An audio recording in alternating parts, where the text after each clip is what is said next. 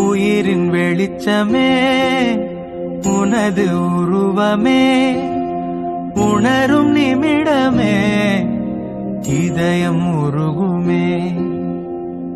கல்லென்று விலகிச் சென்றால் நீ தெரிவதில்லை, கல்லுக்குள் உன்னை கண்டால் நீ மறைவதில்லை. எண்ணியதெல்லாம் நல்லபடியாக நடந்தேறும் மனமே, புண்ணியமலையாம் அருணாச்சலத்தை வலம் வருவாய் தினமே. சிவாய நமக, ஓம் சிவாய நமக.